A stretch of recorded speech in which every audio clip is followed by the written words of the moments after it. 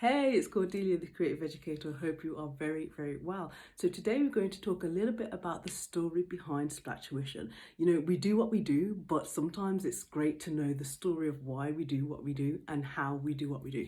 So let's start from the beginning. So the name Splat. So initially, we founded Splat Tuition as Master Maths Together. And we started Master Maths Together. I know it's long, I know a little bit of a tongue twister, but there you go, that's what it started out as. And it started out as me having really great mathematical difficulties in school and throughout college and throughout university. I really wanted to become a teacher. My parents work in the educational field, and I just kind of sort of wanted to follow suit and go along with them and become this amazingly creative teacher. I started off as an art teacher, training for an art teacher in secondary school, and then I went into primary school, and I thought it would have been a little bit more creative and we could really get the creative juices flowing and we'd have more time to do that in primary school as opposed to secondary school, because I just felt while I was teaching art, all of their sort of creations looked very similar and there wasn't the resources to really explode their creative talents and really tap into and nurture and guide them as I wanted to as a teacher. So I thought, let's go down to primary because surely it's got to be so much more creative there because the children are much younger. That's what I thought. Anyway, fast forward a few years, I went into primary school teaching and I just felt very much the same. I felt like I was just overloaded with paperwork and it was very much about their grades all the time. It was about grades, ticking off boxes, did they get it? And I just felt constantly that there were children left behind, and those children that didn't necessarily get it in the first instance just had to kind of catch up as and where they could, and there wasn't really the ability and the resources again to really support these children. And so I thought, of course I'm going to miss out a few bits and bobs, but I thought I really wanted to try and support children that didn't necessarily get it in school on the offset, and those that were really, really struggling with mathematics, as I did as well. So we founded Master Maths Together. And initially, of course, per the title, it was all about supporting children with their mathematics out of school. So they could go back into school and they would simply, building their confidence and really supporting them with their maths outside of school. So it would help them in everyday life, not just to get those grades, but in everyday life as well. And we found that a lot of parents started to come to us and they were asking for English alongside maths as well. So fast forward probably about 3 months into Master Maths Together, we decided that the name should change and it didn't really signify what we were all about. And I saw, I was doing a little bit of a creative activity with my daughter. I think she must have been about 4 years old at the time, and we was doing a painting activity. Now, I'm very creative anyway, so we're always doing lots of creative activities at home, clay, painting, anything creative. I just absolutely love creativity because it helps the mind as well. And so we had this little creative activity whereby it was just simply painting, just something simple.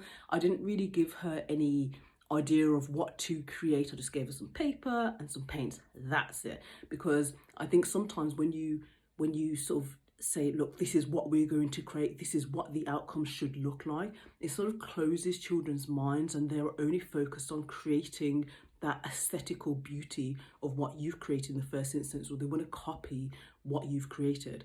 And a lot of the time we don't give our children the ability to just create something off their own, from their own minds, and we don't give them we just don't give them the ability to do that. We say, look, we're going to do an activity, this is what the outcome should look like, we're going to prescribe something in terms of what we as adults want to see.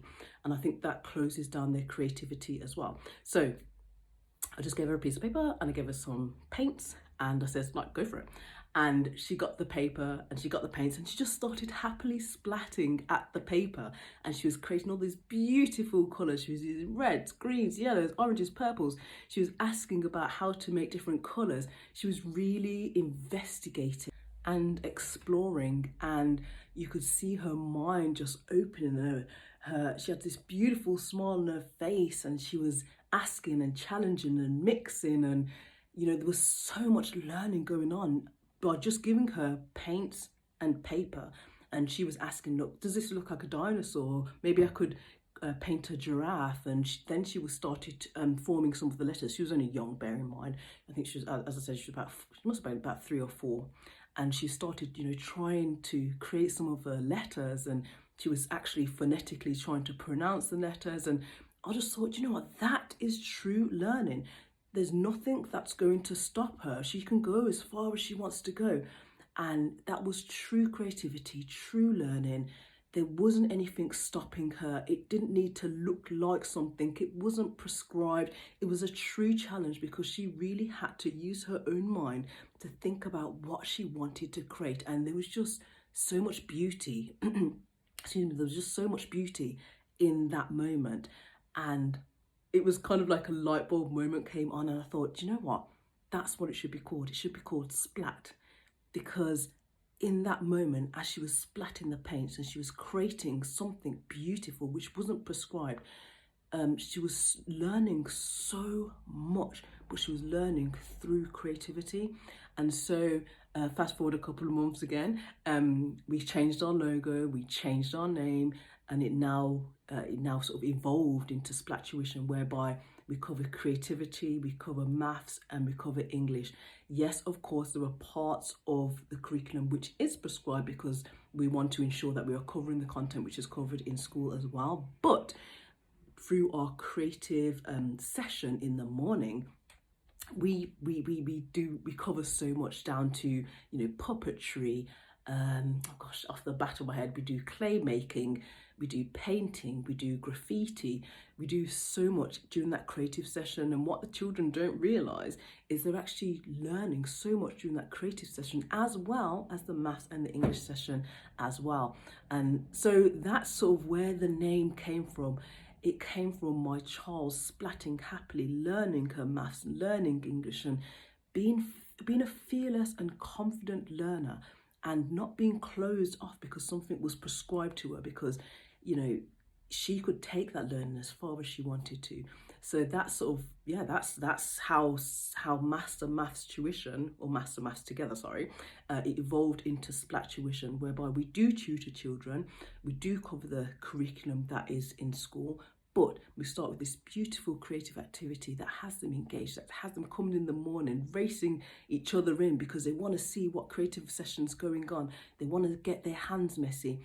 They have a uniform, sort of, which they have to, it's basically just a top, but they have a top that they get to wear so they don't get their clothes messy. And again, that allows them that certain freedom, because they're not worried of, you're wearing your new Nike top, or you're wearing a beautiful white top or something like that. They get messy with the paints, they get messy with the clay, they drop things on the floor by accident. And we also support them to become independent as well. So if they drop something, look, you've dropped something, you have to pick it up. This is all part of learning. It's not just, you're the teacher, this is prescribed, this is what you have to do, here's the outcome.